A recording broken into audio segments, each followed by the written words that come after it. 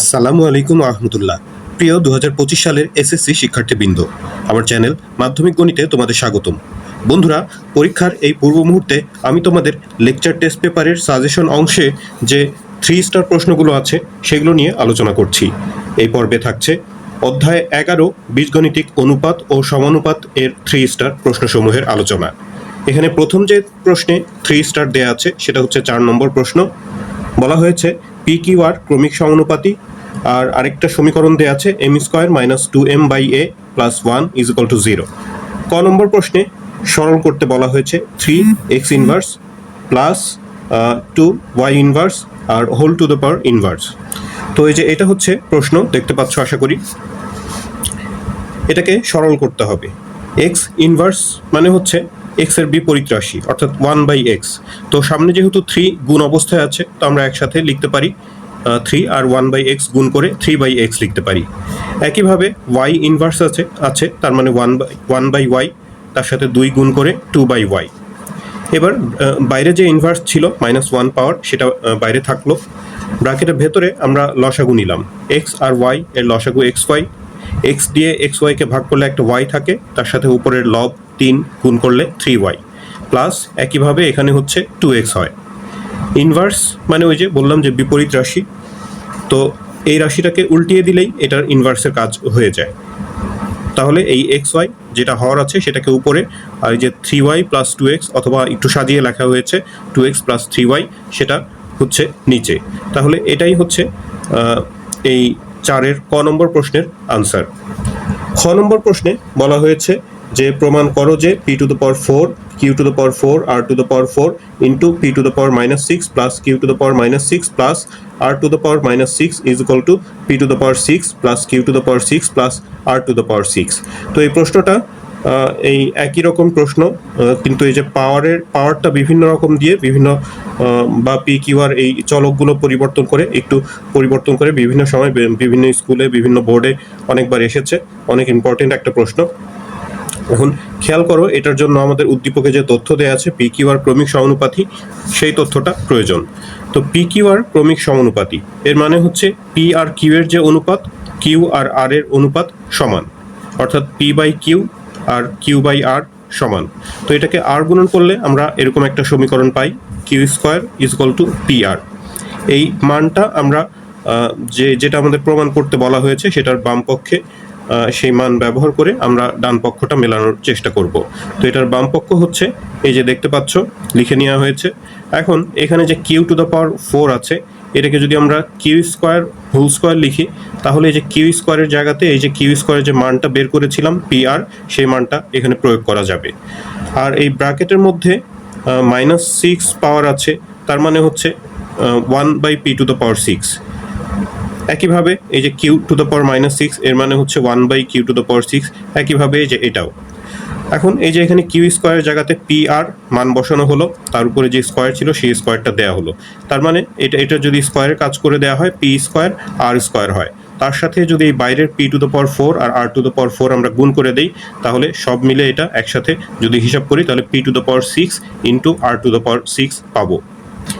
তো সেটাই লেখা হয়েছে, P to the power 6 R to the power 6 into ব্র্যাকেটের ভেতরে যা ছিল সেটাই আছে। এখন এই বাইরের অংশ দিয়ে আমরা ব্র্যাকেটের পদগুলোকে যদি গুণ করে দিই, এর সাথে এটা যদি গুণ করি, তাহলে P to the power 6 P to the power 6 ওপর নিচ থেকে কাটা যাবে, আর টু দ্য পাওয়ার 6 থাকবে। তারপর এখানকার দ্বিতীয় পদের সাথে যদি গুণ করা হয় তাহলে আর কোনো কিছুই কাটা যাচ্ছে না, উপরে 1-এর সাথে এটা গুণ হয়ে P to the power 6 R to the power 6, আর নিচে এই Q to the power 6 plus এখানে এই পদের সাথে গুণ করলে R to the power 6 R to the power 6 কাটা যাবে, পি টু দ্য পাওয়ার 6 1-এর সাথে গুণ করে পি টু দ্য পাওয়ার 6ই হবে। এখন যেটা আমাদের প্রমাণ করতে হবে তার মধ্যেকার দুইটা পদ কিন্তু মিলে গেছে, শুধু এখন কিউ টু দ্য পাওয়ার 6 প্রয়োজন একটা। এই যে এখান থেকে আমাদের কিউ টু দ্য পাওয়ার 6 আনতে হবে। তো এই পি আর দুইটার উপরেই যেহেতু 6 পাওয়ার আছে, আমরা এটাকে P R to the power 6 whole to the power 6 লিখতে পারি। পি আর মানে হচ্ছে কিউ স্কোয়ার, আমরা যে প্রথমে মান বের করেছিলাম সেখানে Q square is equal to P R ছিল, তাহলে পি আর এর পরিবর্তে আমরা কিউ স্কোয়ার লিখতে পারি। কিউ স্কোয়ার তার উপর আবার যে 6 পাওয়ার আছে, তার মানে এখানে কিউ টু দ্য পাওয়ার 12 ইচ্ছা করলে মাঝখানে এখানে আরেকটা লাইন করতে পারো, কিউ টু দ্য পাওয়ার 12 হয়, নিচে কিউ টু দ্য পাওয়ার 6 ভাগ করলে আরও কিউ টু দ্য পাওয়ার 6 থাকবে। একই সাথে এটা সাজিয়ে লেখা হয়েছে পি টু দ্য পাওয়ার 6 এটাকে প্রথমে, আর এই যে আর টু দ্য পাওয়ার 6 এটাকে শেষে লেখা হয়েছে। তো এটাই হচ্ছে আমাদের দেখাতে হবে। তো আমরা সেটা দেখিয়েছি, তো শেষে প্রমাণ করতে বলেছে, তো আমরা লিখে দিলাম যে প্রমাণিত। গ নম্বর প্রশ্নে যেটা দেখাতে বলেছে তার জন্য আমাদের উদ্দীপকের যে দ্বিতীয় অংশ আছে সেটা প্রয়োজন। দ্বিতীয় অংশটা এই যে এখানে খাতায় দেখো, M square minus 2m by A plus 1 is equal to 0, এই সমীকরণ, এটা প্রশ্নে দেয়া আছে, উদ্দীপকে দেয়া আছে। তো এখান থেকে আমরা প্রথমে এই যে মাঝখানের যে পদটা আছে সেটাকে ডান পাশে নিয়ে গেলাম, এটার পাশে মাইনাস ছিল, ডান পাশে এসে প্লাস হয়ে গেল। এখন উভয় পক্ষকে যদি আমরা 2m দিয়ে ভাগ করি, অথবা এইভাবে করে চিন্তা করতে পারো যে এই পাশে যে 2m আছে ওপরে গুণ অবস্থায়, উপরে আছে মানে হচ্ছে গুণ অবস্থায় আছে, এই এর সাথে বা 1/a এর সাথে হচ্ছে 2mটা গুণ অবস্থায় আছে। তো এটাকে এই পাশে নিয়ে আসলে সেটা ভাগ হবে, আর এই পাশে হচ্ছে একটা 1 থাকবে। তো এই যে এরকম হবে, অথবা এটা আসলে উভয় পক্ষকে 2m দিয়ে ভাগ করা হয়েছে, তো আমি এটা সংক্ষেপে 2mটাকে এই পাশে নিয়ে আসার কথা বললাম। এবারে দুই পাশে যোজন বিয়োজন করব। যোজন বিয়োজন সবসময় দুই পাশেই করতে হয়, উভয় পক্ষেই করতে হয়। তো যোজন বিয়োজন নিয়ম তো জানোই তোমরা, লব যোগ হর, নিচে হচ্ছে লব বিয়োগ হর। একইভাবে ডান পাশে লব যোগ হর, নিচে লব বিয়োগ হর। এবারে খেয়াল করো যে এখানে সাইড নোট লেখা হয়েছে, যোজন বিয়োজন করে সাইড নোট লিখে দিলে ভালো হয়, কারণ নাম্বার কাটার সুযোগ থাকে না তাহলে। এখানে m স্কোয়ার প্লাস এই 1 এর উপর একটা স্কোয়ার আমরা ধরে নিতে পারি, প্লাস 2 ইন্টু এম ইন্টু এখানে একটা 1 ধরে নিতে পারি। ইচ্ছা করলে সেভাবে যেভাবে আমি বললাম সেভাবে লিখে আরেক লাইন মাঝখানে দেখাতে পারো। তবে এই সমস্ত বড় অঙ্কের ক্ষেত্রে এই সমস্ত ছোটোখাটো জিনিস লিখে মানে অঙ্কটাকে বড় করে সময় নষ্ট করার প্রয়োজন আছে বলে মনে করি না। তো এটা মনে মনে একটু হিসাব করতে হবে। M square plus 1 square plus 2m into 1 যদি আমরা লিখি তাহলে সেটা m প্লাস 1 হোল স্কোয়ার অর্থাৎ a প্লাস b হোল স্কোয়ারের সূত্রের ফর্মে পড়ে। তো সেটাকে আমরা a প্লাস b অর্থাৎ এই ক্ষেত্রে m প্লাস 1 হোল স্কোয়ার লিখতে পারি। একইভাবে নিচের অংশ থেকে m মাইনাস 1 হোল স্কোয়ার লেখা যায়। তারপর ডান পাশে যা ছিল সেটা থাকলো। এবার এই যে এই পাশে লব হর দুইটা অংশেই স্কোয়ার আছে, তার মানে এটাকে আমরা হোল স্কোয়ার বিবেচনা করতে পারি। সেটাকে ডান পাশে নিয়ে গেলে রুট ওভার হবে। তো রুট ওভার এই সম্পূর্ণ জিনিসটার উপর একসাথে রুট ওভার না দিয়ে আমরা উপরে নিচে আলাদাভাবে রুট ওভার দিলাম। তারপর আবার উভয় পক্ষে যদি যোজন বিয়োজন করি, লব যোগ হর আর নিচে হচ্ছে লব বিয়োগ হর। একটু এই যে এখানে খেয়াল রাখবে যে যখন হরে একাধিক পদ থাকবে তখন এই যে বিয়োগ দেওয়ার পরে হরের ভেতরের চিহ্নটা পরিবর্তন হবে, সে বিষয়টা খেয়াল রাখতে হবে। ডান পাশেও একই কথা, লব যোগ হর আর নিচে লব বিয়োগ হর। তারপরে এইখানকার +1 -1 কাটা যাবে, উপরে থাকবে হচ্ছে 2m আর নিচে m কাটা গিয়ে নিচে থাকবে হলো 1 + 1 2, উপরে 2m আর নিচে 2, আর ডান পাশে যা আছে তাই। তো দেখতে পাচ্ছ উপরে 2m আর নিচে হলো 2, তারপর ডান পাশের অংশটা রইল। উপর নিচ থেকে যদি আমরা এখানে 2 কেটে দিই তাহলে এই পাশে শুধু m থাকলো আর ডান পাশে যা ছিল সেটাই। তো এটাই হচ্ছে আমাদের দেখাতে বলা হয়েছে। এটা mটা ডান পাশে আছে, ইচ্ছা করলে আরেক লাইন করে ডান পাশে mটাকে লিখতে পারো, আর এভাবে লিখলেও রাখলেও সমস্যা নাই।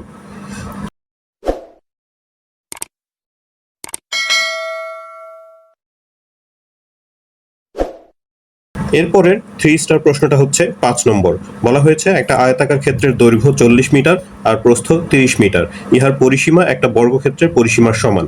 ক নম্বর প্রশ্নে x³ + y³ divided by x - y + z is equal to x into x + y, এরকম একটা সমীকরণ দেওয়া আছে। সেখান থেকে দেখাতে বলা হয়েছে যে x, y, z ক্রমিক সমানুপাতি। তো যে সম্পর্কটা দেওয়া আছে সেটা হচ্ছে এই যে এটা, এখান থেকে x, y, z যে ক্রমিক সমানুপাতি সেই জিনিসটা আমাদের দেখাতে হবে। তো আমরা করলাম কি, প্রথমে যে a³ + b³ x³ + y³ আছে, এটাকে a³ + b³ এর যে উৎপাদকের সূত্রটা আছে সেই সূত্র দিয়ে এটাকে ভেঙে নিলাম। a + b into a² - ab + b²। ভেঙে নিলে দেখো এই যে উভয় পক্ষে সমান সমানে দুইটা পাশেই x + y আছে। তো উভয় পক্ষকে আমরা যদি x + y দিয়ে ভাগ করে দিই তাহলে এই x + yটা কমে যায়। তাহলে x² - xy + y² উপরে থাকলো এই পাশে, আর নিচে x - y + z, আর ডান পাশে শুধু এখান থেকে x থাকলো। এবারে আর গুণন করলে এই x এর সাথে এই যে এখানকার হরটা গুণ হয়ে যাবে, x² - xy + xz বা zx। এগুলো এক পাশে লিখলাম, আর এই যে এই লব যা ছিল এই পাশে নিচে তো কিছু নাই, 1 এর সাথে এটা গুণ হয়ে এটাই। এবারে হচ্ছে যে এই জেড এক্স এইটাকে শুধু আমরা ডান পাশে রেখে বাকি পদগুলোকে বাম পাশে নিয়ে এসেছি, যেখানে যেই চিহ্ন হওয়ার কথা, চিহ্ন পরিবর্তন হয়ে যা হওয়ার কথা সেটা করা হয়েছে। X square minus X square এখান থেকে কাটা যাবে, তারপরে minus X Y plus X Y এটাও কাটা যাবে, এখানে ওয়াই স্কোয়ার থাকবে বাম পাশে, আর ডান পাশে থাকলো হচ্ছে Z X. Y square is equal to Z X, Y square মানে হচ্ছে ওয়াই ইন্টু ওয়াই, আর ডান পাশে জেড ইন্টু এক্স। তো এই পাশে একটা ওয়াই যদি আমরা রেখে দিই, এই পাশ থেকে একটা জেডকে এই পাশে এনে ভাগ করতে পারি ওয়াই বাই জেড, আর এই পাশের ওয়াই সেটা ওই পাশে গিয়ে আবার এক্স এর সাথে ভাগ অবস্থায় লিখতে পারি, অর্থাৎ এক্স বাই ওয়াই। তার মানে X by Y is equal to Y by Z. এটার অর্থই হচ্ছে এক্স আর ওয়াই এর অনুপাত, ওয়াই আর জেড এর অনুপাত যখন সমান, তখন আমরা বলতে পারি যে এক্স ওয়াই জেড ক্রমিক সমানুপাতি। তো যেটা দেখাতে বলা হয়েছিল আমরা দেখালাম। খ নম্বর প্রশ্নে বলা হয়েছে আয়তক্ষেত্রের কর্ণ ও বর্গক্ষেত্রের কর্ণের দৈর্ঘ্যের অনুপাত নির্ণয় করো। আয়তাকার ক্ষেত্রের দৈর্ঘ্য আর প্রস্থ প্রশ্নে দেয়া আছে হলো, উদ্দীপকে দেয়া আছে 40 মিটার আর হচ্ছে 30 মিটার। আয়তক্ষেত্রের কর্ণের দৈর্ঘ্য আমরা সূত্র জানি যে √ দৈর্ঘ্য স্কোয়ার যোগ প্রস্থ স্কোয়ার। এ হচ্ছে আয়তাকার ক্ষেত্রের কর্ণের দৈর্ঘ্যের সূত্র। তো দৈর্ঘ্য আর প্রস্থ 40 আর 30 মান বসিয়ে যদি আমরা হিসাব করি, 40 স্কোয়ার করলে 1600, 30-এর স্কোয়ার করলে হয় 900, যোগ করলে 2500, সেটার বর্গমূল করলে হচ্ছে 50 হয়। 50 মিটার এটা হচ্ছে আয়তক্ষেত্রের কর্ণের দৈর্ঘ্য। এবার প্রশ্নে বলা হয়েছিল যে বর্গের পরিসীমা হচ্ছে আয়তক্ষেত্রের পরিসীমার সমান, অর্থাৎ বর্গের পরিসীমা সমান সমান আয়তক্ষেত্রের পরিসীমা। আয়তক্ষেত্রের পরিসীমার সূত্র আবার 2 ইন্টু দৈর্ঘ্য যোগ প্রস্থ। দৈর্ঘ্য হচ্ছে 40 আর প্রস্থ হলো 30, 40-30 যোগ করে 70, তার সাথে 2 গুণ করলে পাবো হচ্ছে 140 মিটার। এটা হলো বর্গক্ষেত্রের পরিসীমা। তো বর্গক্ষেত্রের পরিসীমা যদি 140 মিটার হয়, এর মানে 4টা বাহুর দৈর্ঘ্য সমষ্টি 140 মিটার। তো বর্গের তো 4টা বাহু সমান, তো এক বাহুর দৈর্ঘ্য পেতে হলে এটাকে 4 দিয়ে ভাগ করলেই একটা বাহুর দৈর্ঘ্য পাওয়া যাবে। একটা বাহুর দৈর্ঘ্য এটাকে আমরা এ দিয়ে প্রকাশ করতে পারি, 140কে 4 দিয়ে ভাগ করে হয় 35 মিটার। বর্গের একটা বাহুর দৈর্ঘ্য যদি 35 মিটার হয়, তাহলে বর্গের কর্ণের দৈর্ঘ্য হবে হচ্ছে, বর্গের কর্ণের সূত্র আমরা জানি √2a অথবা a√2। এ যেহেতু 35, তো 35√2 অথবা √235, মানে √ ছাড়া যে সংখ্যাটা সেটা সামনে লিখলেই সুবিধা হয়, তা না হলে যে √ কতটুকুতে আছে সেটা বুঝতে একটু অসুবিধা হয়, সেই কারণে এখানে √2টা পরে লেখা হয়েছে। এমনিতে 35 পরে লিখলেও কোনো সমস্যা না। তো এটা হচ্ছে বর্গের কর্ণের দৈর্ঘ্য। আমাদেরকে আয়তক্ষেত্র আর হচ্ছে এই বর্গক্ষেত্র এদের কর্ণের দৈর্ঘ্যের অনুপাত নির্ণয় করতে বলেছে। তো আমরা লিখলাম যে তাদের কর্ণের দৈর্ঘ্যের অনুপাত, তাদের বলতে আয়তক্ষেত্রের এবং হচ্ছে বর্গক্ষেত্রের। আয়তক্ষেত্রেরটা প্রথমে, বর্গক্ষেত্রেরটা পরে। আয়তক্ষেত্রের কর্ণের দৈর্ঘ্য প্রথমে আমরা বের করেছিলাম 50, আর এই যে এখন বর্গের কর্ণের দৈর্ঘ্য বের করলাম হচ্ছে 35√2। দুইটা অনুপাতকে আমরা 5 দিয়ে ভাগ করে ছোট করে নিতে পারি। 5 দিয়ে ভাগ করলে, দুঃখিত এখানে একটু ভুল হয়েছে, 5 দিয়ে এটাকে ভাগ করলে এটা 10 হবে, 10, আর এটাকে 5 দিয়ে ভাগ করলে 5 সাথে 35√2, তো 10:7√2। এটাই হচ্ছে এদের কর্ণের দৈর্ঘ্যের অনুপাত। 5-এর গ নম্বর প্রশ্নে বলা হয়েছে আয়তাকার ক্ষেত্রের দৈর্ঘ্য 10% হ্রাস আর প্রস্থ 10% বৃদ্ধি পেলে এর ক্ষেত্রফল শতকরা কত হ্রাস বা বৃদ্ধি পাবে। তো দৈর্ঘ্য ছিল হচ্ছে 40 মিটার আর প্রস্থ ছিল 30 মিটার। আমরা যে তথ্যগুলো আবার লিখে নিয়েছি, আয়তাকার ক্ষেত্রের দৈর্ঘ্য আর প্রস্থ যথাক্রমে 40 মিটার আর 30 মিটার। তো এই ক্ষেত্রে ক্ষেত্রফল হবে হচ্ছে দৈর্ঘ্য গুণ প্রস্থ, অর্থাৎ 40 আর 30-এর গুণফল 1200 বর্গমিটার। এখন দৈর্ঘ্য যদি 10% হ্রাস পায়, তো সেই ক্ষেত্রে দৈর্ঘ্যটা হবে কত? 10% হ্রাসে দৈর্ঘ্য, আগের দৈর্ঘ্য হচ্ছে 40 মিটার, সেখান থেকে 40-এর 10%, অর্থাৎ হ্রাসের পরিমাণ হচ্ছে 40-এর 10%। এই হ্রাসের পরিমাণটা মাইনাস করলে 10% হ্রাস পেয়ে দৈর্ঘ্যটা কত হবে সেটা পাওয়া যাবে। তো 40-এর 10%, 10% মানে হচ্ছে 10/100, এরটাকে আমরা গুণ দিয়ে লিখতে পারি, অথবা এর লিখলেও সমস্যা নেই। তো এটা কাটাকাটি করলে 40 আর 10 গুণ করলে 400, 100 দিয়ে ভাগ করলে সহজ হিসাব 4 হয়, অথবা নিচের 2টা শূন্য উপরে 2টা শূন্য কেটে দিলেই শুধু এখানে 4 হয়। 40 থেকে 4 বিয়োগ করলে হচ্ছে 36 মিটার। এটা হবে 10% হ্রাস পেলে দৈর্ঘ্যের পরিমাণ। আর 10% বৃদ্ধিতে প্রস্থ হবে কত? প্রস্থ যেহেতু বৃদ্ধির কথা বলেছে, এই জন্য প্রস্থ 30 মিটার আগের প্রস্থ ছিল, তার সাথে যোগ করতে হবে। এবার যোগ করতে হবে যে 30-এর 10% কতটুকু হয়, অর্থাৎ বৃদ্ধির পরিমাণ হচ্ছে যে 30-এর 10%, সেটা এই আগের প্রস্থের সাথে যোগ করলে 10% বৃদ্ধিতে প্রস্থটা হবে কত সেটা পাওয়া যাবে। তো 30-এর 10% মানে 30 গুণ 10/100, নিচের উপরের দুইটা করে শূন্য কেটে দিলে এখানে 3 হবে, 30-এর সাথে সেটা যোগ করলে 33 মিটার। তো এই ক্ষেত্রে দৈর্ঘ্য পেয়েছি 36 আর প্রস্থ হলো 33। তো এই ক্ষেত্রে ক্ষেত্রফল হবে 36 আর 33, এর গুণফল হচ্ছে 1188 বর্গমিটার। তো খেয়াল করো, আগে যে ক্ষেত্রফল ছিল সেই ক্ষেত্রফল হচ্ছে 1200 বর্গমিটার, আর এখন 1188 বর্গমিটার হয়েছে ক্ষেত্রফল। তো ক্ষেত্রফল তাহলে কমে গেছে, 1200 এর থেকে ছোট এটা। তো ক্ষেত্রফল হ্রাস পায়, প্রশ্নে বলেছে যে হ্রাস পায় নাকি বৃদ্ধি পায়, এরকম একটা কথাও আছে যে শতকরা কত হ্রাস বা বৃদ্ধি পাবে। তো হ্রাস পেয়েছে নাকি বৃদ্ধি পেয়েছে সেটা আমাদের উত্তরের অংশ হবে। ক্ষেত্রফল হ্রাস পেয়েছে, এই 1200 থেকে 1188 বিয়োগ করলে 12 হয়, 12 বর্গমিটার ক্ষেত্রফল হ্রাস পেয়েছে। তো এটার শতকরা হিসাব বের করতে হবে। সুতরাং ক্ষেত্রফল শতকরা হ্রাস পায়, এটা হচ্ছে আগের ক্ষেত্রফল, আর হ্রাস বা বৃদ্ধির পরিমাণটা উপরে, হ্রাসের পরিমাণ এই ক্ষেত্রে 12 বর্গমিটার, এটা ওপরে, ইন্টু যেহেতু এটা শতকরায় আমরা হিসাব করবো এই জন্য একটা 100 গুণ করে তার সাথে পার্সেন্ট চিহ্ন দিলাম। তো এটা হিসাব করলে উপরে 1200 অথবা নিচের দুইটা শূন্য উপরের দুইটা শূন্য কেটে 12 কেটে 1 হয়, 1%। তো এটা আনসার লেখার সময় ক্ষেত্রফল হ্রাস পায় 1% অথবা 1% হ্রাস পায়, এরকম হ্রাস পাওয়ার কথাটুকু আনসারে লিখতে হবে। পরবর্তী 3 স্টার প্রশ্নটা হচ্ছে 6 নম্বর। এখানকার ক নম্বর প্রশ্নে একটা উৎপাদকে বিশ্লেষণ করতে বলা হয়েছে, সেটা আসলে তৃতীয় অধ্যায়ের অঙ্ক। খ নম্বরটাও এখানে তৃতীয় অধ্যায়ের অঙ্ক দিয়েছে, তো এরকম মাঝে মাঝে তো মিক্স আপ থাকতেই পারে, অথবা আমরা যে শুধু যে এরকম হুবহু প্রশ্ন কমন আসবে তা তো না। তো এখানকার একটা প্রশ্ন হয়তো আরেকটা প্রশ্নের সাথে মিক্স আপ হয়ে থাকতে পারে, তো আমাদের আসলে নিয়মগুলো জানতে হবে। ক নম্বর প্রশ্ন উৎপাদকে বিশ্লেষণ করতে বলেছে, খুবই সহজ একটা রাশি দেয়া আছে, m² - 4m + 3, খুব সহজ, একটা মিডল টার্ম করা যায়, দুই পাশে গুণ করলে +3m² হয়, মাঝখানে আমরা যদি 4m কে -4m এটাকে -3m আর -m নিয়ে ভাঙি, দুইটা যোগ করলে -4m হয়, আবার গুণ করলে দুই পাশের যে গুণফল তার সমান হয়ে যায়। তারপর প্রথম দুইটা পদ থেকে m কমন নিলে m-3 থাকে, আর এখান থেকে তো কিছু কমন নেওয়া যায় না, এক্ষেত্রে একটা 1 কমন নিতে হয়, মাইনাস আছে তাই -1 কমন নিলাম, -1 কমন নিলে শুধু এই যে ভেতরের চিহ্নটা পরিবর্তন হয়ে যাবে। তো m-3 এরপরে যদি কমন নেই তাহলে এখান থেকে m আর এখান থেকে -1 অবশিষ্ট থাকে। তো এটাই হচ্ছে ক নম্বর প্রশ্নের আনসার। খ নম্বর প্রশ্নে মান নির্ণয় করতে বলা হয়েছে p⁻6 - 1 / p³। তো এটাকে যদি আমরা একটু ভাঙি তাহলে p³ - 1/p³ পাওয়া যাবে, আর সেটার মান নির্ণয় করার জন্য আমাদের হচ্ছে p - 1/p এর মান প্রয়োজন হবে। উদ্দীপকে p এর মান দেয়া আছে হলো √3 + √2, এই যে এই মানটা উদ্দীপকে দেয়া আছে। তো এখান থেকে আমরা প্রথমে 1/p এর মান বের করব, p এর উপরে 1 নেওয়া হয়েছে তাহলে এর উপরে একটা 1 নিতে হবে। এরকম অঙ্ক তোমরা আশা করি যে অনেকবার করেছো। তো এরকম ক্ষেত্রে আমাদের করতে হয় কি, যে নিচের রাশিতে √ওভার তুলে দেওয়ার জন্য এই রাশিটার বিপরীত চিহ্নযুক্ত রাশি দিয়ে উপরে নিচে অর্থাৎ লব আর হরকে গুণ করতে হয়। তো এই ক্ষেত্রে √3 - √2 দিয়ে আমরা লব আর হরকে গুণ করলাম, উপরে 1 এর সাথে এটা গুণ করলে এটাই হয়, আর নিচে a + b × a - b, সূত্রানুসারে a² - p², রুট আর স্কোয়ার কাটা যাবে, 3 - 2 হবে নিচে, আর উপরে হচ্ছে √3 - √2, 3 - 2 মানে হচ্ছে 1, তো নিচের 1 এর তো কোনো মূল্য নেই, আমরা এটাকে লিখতে পারি √3 - √2। তো এটা হচ্ছে 1/p এর মান। তো আমাদের প্রয়োজন হবে p - 1/p এর মান।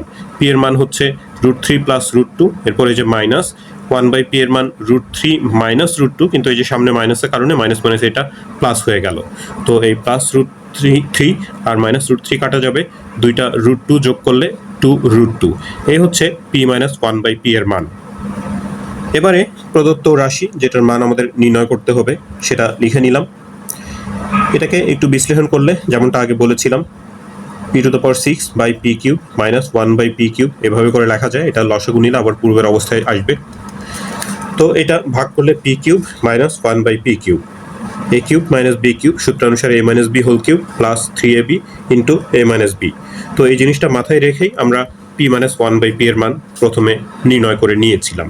তো সেই মানটা হচ্ছে 2√2, মান বসালাম, তার উপরে কিউব, এখানে 3 × এখানকার p আর p তো কাটা যাবে, 3 × আবার 2√2, 2√2 এর কিউব করলে 2 এর কিউব করলে হয় 8, √2 এর কিউব করলে 2√2 হয়, তো 8 দুগুণে 16 √2 সব মিলে, প্লাস এখানে 3 দুগুণে 6 √2 6√2 16√2 আর 6√2 যোগ করলে 16 আর 6 22 22 √2। এই হচ্ছে খ নম্বর প্রশ্নের আনসার। গ নম্বর প্রশ্নে দেখাতে বলা হয়েছে x = 4ab by a plus b। তো এটা একটু উল্টো ধরনের অঙ্ক। সাধারণত যে মানটা দেয়া থাকে আর যেটা নির্ণয় করতে বলে সেটা এখানে উদ্দীপকে দেয়া আছে, আর যেটা দেয়া থাকে সেটা এখানে নির্ণয় করতে হবে, দেখাতে হবে। তো যাই হোক, এই যে এই মানটা হচ্ছে উদ্দীপকে দেয়া আছে, এখান থেকে আমাদের দেখাতে হবে যে x = 4ab by a plus b, অর্থাৎ x এর মান নির্ণয় করতে হবে। তো আমরা প্রথমে কি করি, যে এই বাম পাশে লসাগু নিলাম। লসাগু এখানে x - 2a x - 2b দুইটা রাশি লসাগু হবে। x - 2a দিয়ে লসাগুকে যদি ভাগ করি তাহলে x + x - 2b থাকে, তার সাথে উপরের লব গুণ, প্লাস এখানেও একই ব্যাপার, হর দিয়ে লসাগুকে ভাগ, লবের সাথে গুণ, ডান পাশে 2। এবার এখানে এই যে এই রাশিগুলো যেগুলো গুণ অবস্থায় আছে সেগুলো গুণ করে দেওয়া হলো, নিচের হরও গুণ করে দেওয়া হয়েছে। একটা আমি একটু দেখাই গুণ করার কিভাবে করা হয়। এই রাশি দিয়ে এই রাশিকে গুণ করব কিভাবে, যে এখানে যে দুইটা পদ আছে, দুইটা পদ দিয়ে এখানকার এই রাশির প্রত্যেকটা পদকে গুণ করতে হবে। x এর সাথে গুণ করলে x², তারপরে x - 2b এর সাথে গুণ করলে -2bx, প্লাস 2a দিয়ে আবার এই রাশির পদগুলোকে গুণ করতে হবে, প্লাস 2ax, আর প্লাস মাইনাসে মাইনাস, 2 দুগুণা 4ab 4ab, প্লাস এভাবে করে এই রাশিটাও গুণ করা হয়েছে, আবার নিচের এই রাশি দুইটাও একইভাবে গুণ করা হয়েছে, আর ডান পাশে যে 2 ছিল সেটা থাকলো। এখন উপরে দেখো x², তারপরে এই যে এখানে আরও একটা x² আছে, তাহলে দুইটা x², এখানে এই 2bx, তারপরে 2bx কাটা যাবে, প্লাস মাইনাস 2ax, তারপর -2ax এটাও কাটা যাবে, 4ab দুইটাই ঋণাত্মক, তাহলে -8ab হয়। আর হচ্ছে যে এই নিচের যে হর ছিল সেটাকে আমরা একবারে এই ডান পাশে 2 অর্থাৎ r গুণন করে ডান পাশে লিখেছি, 2 এর সাথে এটা গুণ করে 2x² -4bx -4ax plus 8ab, এই যে গুণ করে এগুলো ডান পাশে লেখা হয়েছে। এখন আমরা যেহেতু x এর মান বের করব, এই যেগুলো x যুক্ত পদ আছে সেই x যুক্ত পদগুলো সবগুলোকে বাম পাশে নিয়ে আসা হয়েছে, আর x বর্জিত পদ এই যে এই 8ab সেটাকে ডান পাশে নেওয়া হয়েছে। এখানে এই যে আরও একটা 8ab ছিল সেটাও ডান পাশে থাকলো। 8ab যোগ করলে 16ab হয়, আর এ পাশে 2x² কাটা যাবে, 4ax আর 4bx, এখান থেকে আমরা একটা x কমন নিতে পারি, কমন নিলে 4a প্লাস 4b হয়। তারপরে x = তাহলে এই যে এই জিনিসটা, এই অংশটুকু ডান পাশে গিয়ে ভাগ হবে, এখান থেকে আবার একটা 4 কমন নেওয়া হয়েছে, একই সাথে 4 কমন নিলে a প্লাস b, অর্থাৎ 4 × a প্লাস b এ পাশে এসে ভাগ। তো উপর নিচ থেকে যদি আমরা এই যে 4 আর 16 কাটাকাটি করে একটু ছোট করি, 4 × 4 = 16, 4ab থাকবে উপরে আর নিচে হলো a প্লাস b। তো এটাই আমাদের দেখাতে বলা হয়েছে x এর মান হিসাবে।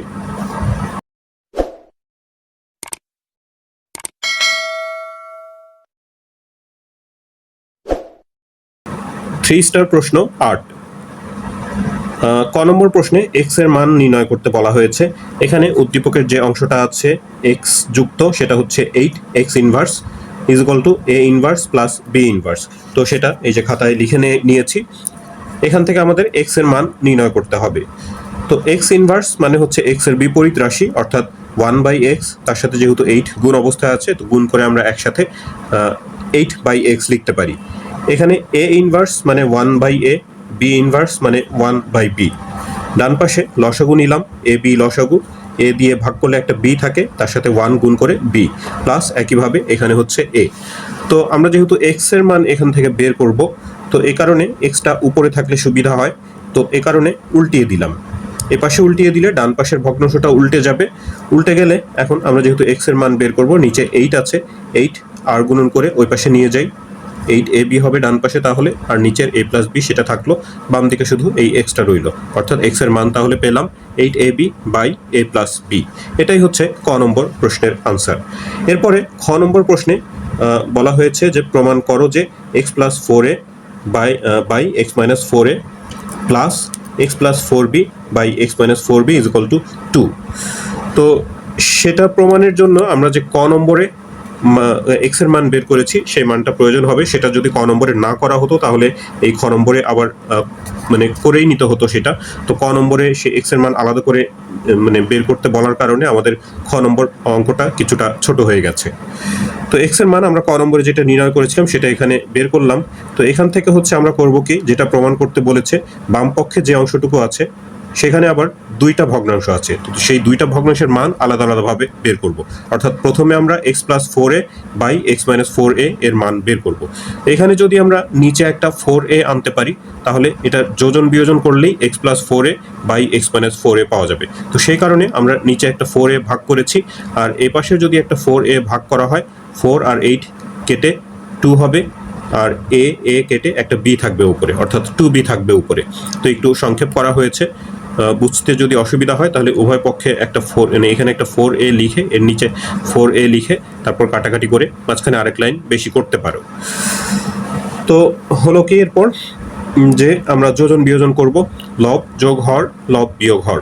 ডান পাশে একই কথা, লব যোগ হর লব বিয়োগ হর। এই যে বিয়োগের পর হরে একাধিক পদ থাকলে চিহ্ন পরিবর্তন হবে, সেটা একটু খেয়াল রাখতে হবে। তাহলে এখানে এই যে 2b আর b যোগ করলে 3b হয়, তার সাথে a আছে একটা a প্লাস 3b, আর নিচে হলো 2b থেকে b মাইনাস করলে b মাইনাস a। এটাকে আমরা একটা সমীকরণ নাম্বার দিলাম। তো এই যে একটা অংশের মান পেয়েছি, এবার আরও একটা অংশ, সেটার মান বের করার জন্য আবার যে এক্স এর মান আমরা ক নম্বরে বের করেছিলাম সেখান থেকে আবার শুরু করি। তো এইবার হচ্ছে এক্স এর নিচে আমাদের 4b দরকার, যাতে করে যোজন বিয়োজন করে দ্বিতীয় অংশটার মতো ভগ্নাংশ মান বের করতে পারি। তো এক্স বাই 4b দরকার, অর্থাৎ 4b দিয়ে ভাগ করা হয়েছে। ডান পাশেও 4b দিয়ে যদি ভাগ করা হয় 4 আর 8 কেটে 2, b আর b কাটা গিয়ে শুধু 8a থাকবে, অর্থাৎ 2a থাকবে উপরে আর নিচের a প্লাস b সেটা থাকবে। তারপর যোজন বিয়োজন করলে লব যোগ হর লব বিয়োগ হর, ডান পাশেও লব যোগ হর লব বিয়োগ হর হিসাব করলে এখানে 3a প্লাস b হবে আর নিচে হবে a মাইনাস b। তো এটাকে আমরা 2 নম্বর সমীকরণ দিলাম। এখন এই 1 নম্বর সমীকরণ অর্থাৎ এই সমীকরণটা আর এই যে 2 নম্বর সমীকরণ, এই দুটো সমীকরণ যদি যোগ করি তাহলে 1 নম্বরের যে বাম পাশের অংশ 2 নম্বরের বাম পাশের অংশ যোগ করলে আমাদের যেটার মান বের করতে বলেছে সেই জিনিসটা পাওয়া যাবে বাম পাশে, আর ডান পাশে এইটা আর এটা এই দুটো যোগ করে আমাদের 2 যদি মানে আনা সম্ভব হয়, 2 যদি আনতে পারি তাহলেই যেটা প্রমাণ করতে বলেছে সেটা হয়ে যায়।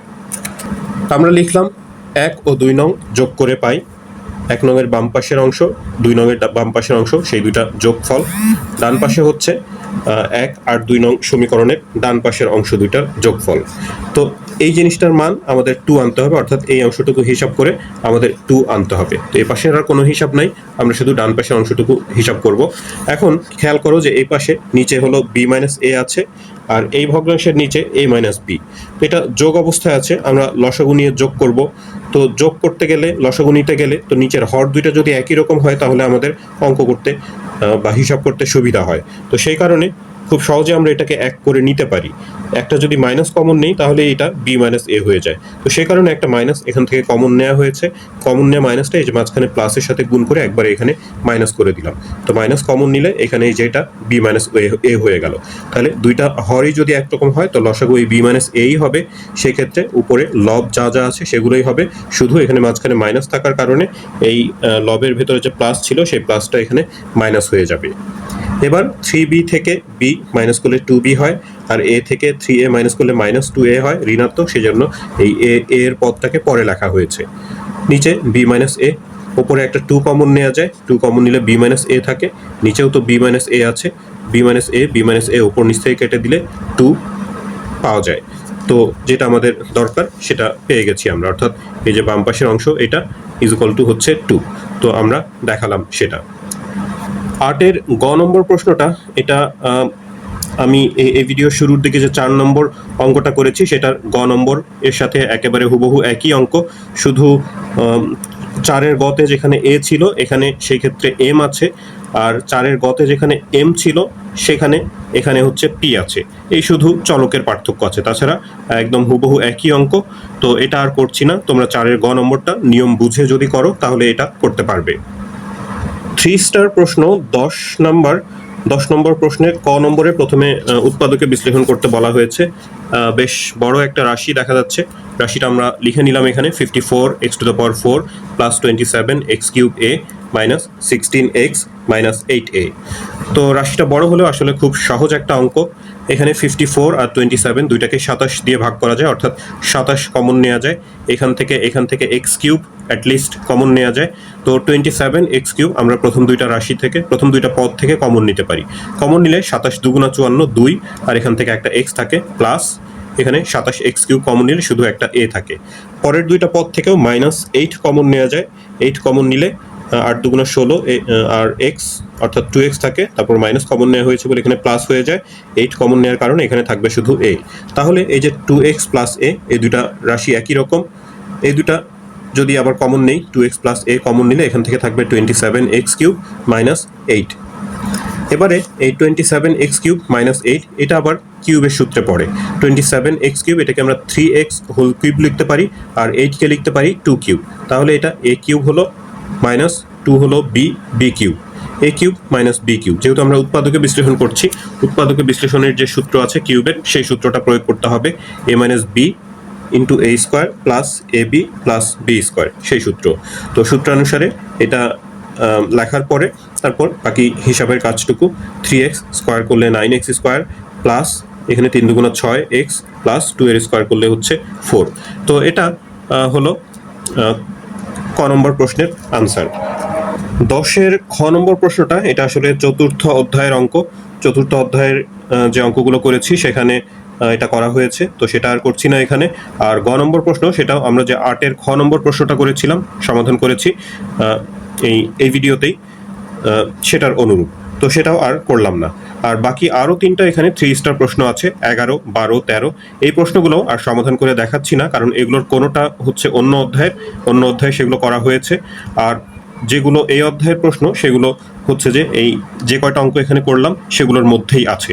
তো এই অঙ্কগুলোই তোমরা যদি বুঝে শুনে করো তাহলেই এখানকার সবগুলো 3 স্টার প্রশ্নের সমাধান তোমাদের পারার কথা। তো বন্ধুরা, এই ভিডিও থেকে তোমরা যদি উপকৃত হয়ে থাকো তাহলে চ্যানেলটি সাবস্ক্রাইব করার এবং বন্ধুদের সাথে শেয়ার করার অনুরোধ জানাচ্ছি। তোমরা সবাই ভালো থাকবে, প্রার্থনা তোমাদের সবার জন্য। আল্লাহ হাফেজ।